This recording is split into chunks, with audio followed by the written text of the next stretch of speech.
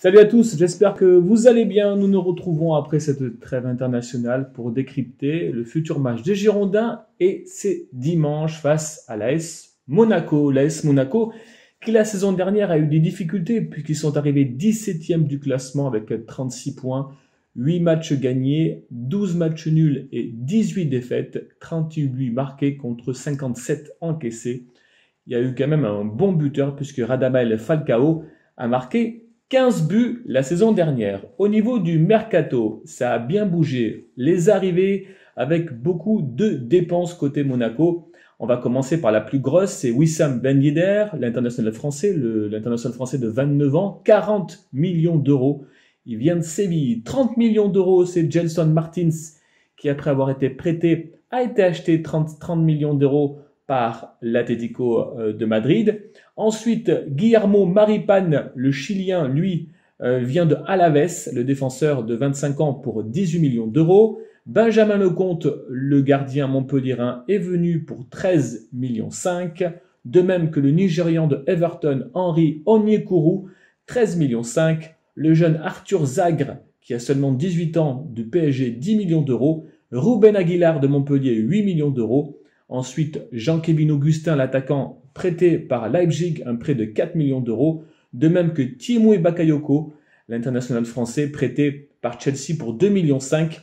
Islam Slimani, prêté par Leicester, aussi le joueur de 31 ans. Et Adrien Silva, qui encore a été prêté par Leicester à Monaco. Voilà pour les arrivées. Pour les départs, le plus gros départ, c'est le Belge Youri Tielemans, qui est parti pour Leicester pour 45 millions d'euros. Rony Lopez, le Portugais, est parti pour 20 millions d'euros à Séville.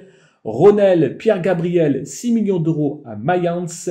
Le jeune Annoa Massengo, 8 millions d'euros à Bristol. Djibril Sidibé a été prêté à Everton. C'est un prêt de 2 millions 5. Et Ibrahima Diallo est parti à Brest pour 2 millions d'euros. Irvine Cardona est parti à Brest aussi pour 1,5 million. David Colina, le Croate, 700 000 euros à Hajduk Split.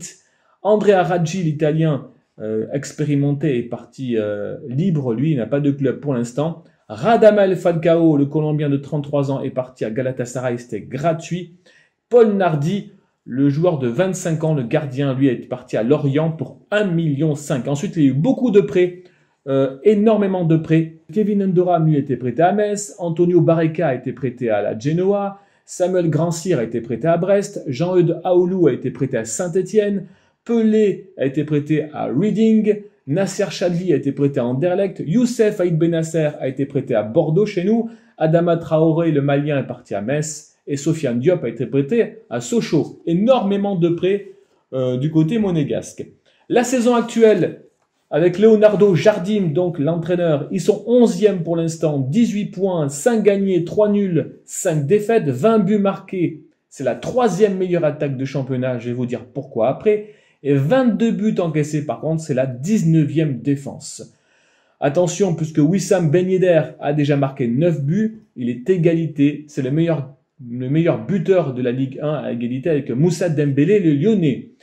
À l'extérieur, pour l'instant, ça marche pas trop bien. En 6 matchs, ils ont gagné qu'une seule fois. C'était à Nantes 1-0. Autrement, ils ont fait 2 nuls et 3 défaites. Et c'est une équipe qui prend beaucoup de cartons rouges puisqu'ils en ont déjà pris 5. C'est l'équipe qui a eu le plus de cartons rouges depuis le début de la saison. Voilà. Au niveau de la composition tactique pour Leonardo Jardim, ils ont commencé la saison un peu compliquée, puisqu'ils ont joué à 4 derrière, et puis il y a eu mis du temps pour que Wissam Ben Yedder arrive, et Islam Slimani. Donc, ça n'a pas très bien fonctionné au départ, au niveau tactique, dès le départ. Et maintenant, ils sont à une défense à 3, où ils sont plus costauds, un milieu de terrain à 5, et puis surtout une paire d'attaquants très efficaces. On va voir ça. Donc, Jardim met en place ce 3-5-2, le plus habituellement possible. Dans les buts, Benjamin Lecomte, qui vient de Montpellier. Donc, Benjamin Lecomte, qui a beaucoup de travail depuis le début de la saison, puisqu'il est le deuxième gardien qui a été encaissé le plus de buts par match depuis le début de la saison. Donc, d'où la difficulté défensive. Donc, ils ont passé à 3 défenseurs. Le défenseur central, c'est Kamil Glik, le capitaine, le Polonais. Mais attention, Kamil Glik s'est fracturé le nez en rencontre internationale. Il pourrait porter un masque pour jouer, paraît-il. S'il ne sera pas sur le terrain, ce sera Guillermo Maripán, le Chilien, qui le remplacera. À gauche de la défense, ce sera Benoît Biadachil, qui a seulement 18 ans, mais qui fait pratiquement tous les matchs. 85% de passes précises, ce qui est rare dans une équipe. C'est la seule équipe pour l'instant qui n'a pas de passes précises à partir de 90% depuis le début de la saison que je fais les décryptages. J'ai mis à droite Jamerson, le Brésilien. Alors j'ai mis cette configuration-là parce que ça peut être aussi Ruben Aguilar qui peut venir ici, monter à ce poste-là, carrément. Là, je vous ai mis Jamerson. Et ensuite, en milieu de terrain, donc je vous ai mis Ruben Aguilar qui va revenir de ses matchs de suspension. Il a déjà pris 2 cartons rouges depuis le début de la saison, Ruben Aguilar. Milieu de terrain, c'est un peu l'interrogation, mais s'ils sont aptes vraiment, ce sera vraiment eux deux qui seront en milieu de terrain. Donc le très bon Tiémoué Bakayoko qui était un peu blessé, qui revient donc de blessure. Est-ce qu'il va être titulaire? On verra. S'il est apte à jouer, il sera vraiment titulaire. C'est le 16e meilleur joueur de Ligue 1 pour l'instant. Et lui, 8e meilleur tacleur de Ligue 1, 88% de passes précises, international, très bon joueur Bakayoko. À ses côtés aussi le retour d'un blessé, c'est Fabregas. Je vous les mets titulaires aussi parce que Adrien Silva, qui est souvent titulaire, le Portugais, est suspendu.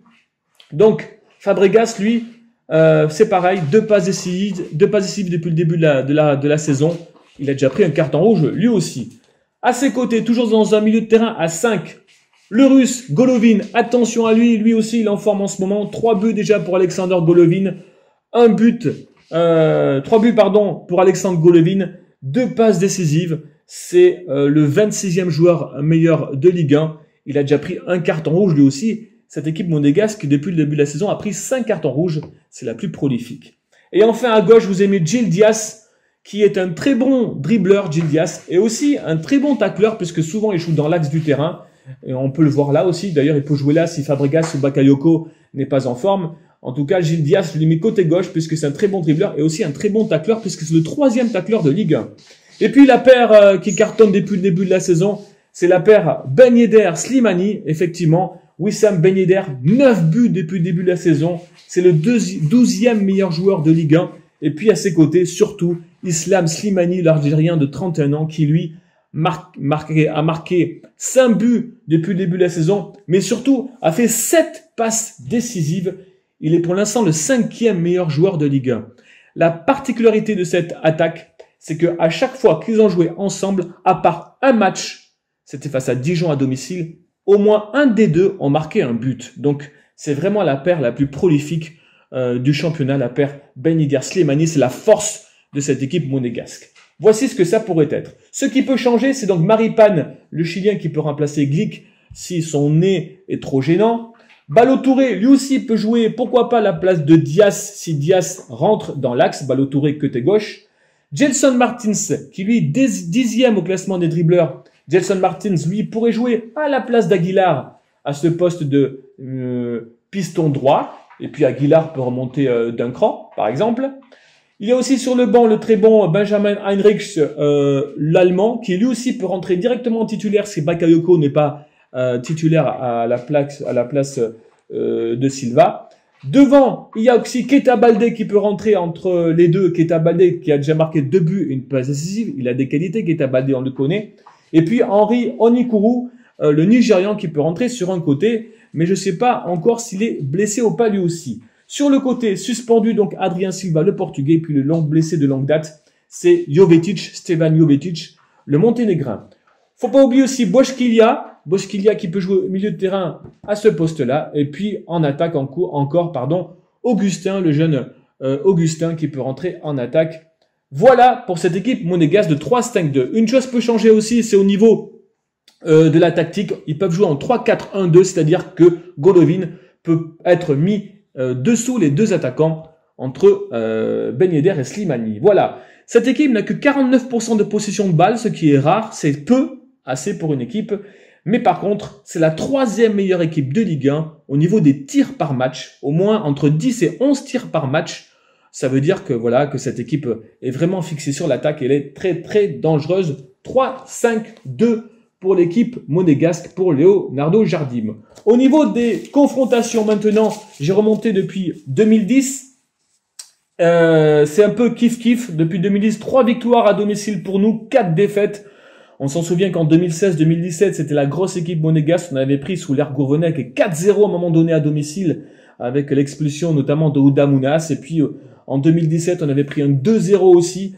Il n'y a que depuis 2018 où on a renoué avec la victoire 2-1 avec un doublé de François Camano sous l'ère Gustavo Poyet.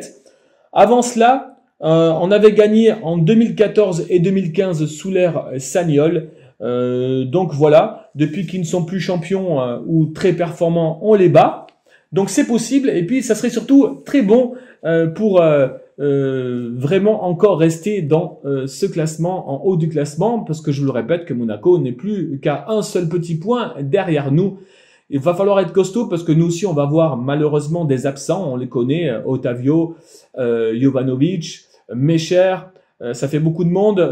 Aïd Benasser ne peut pas jouer avec nous puisque c'est un deal passé avec Monaco, pardon. Donc beaucoup de choses vont se passer. Allez, maintenant, on est confiant, il faut qu'on gagne cette équipe monégasque, on va aller tous au stade, le stade bien rempli, et puis on va aller les supporter. Allez les gars, et allez Bordeaux.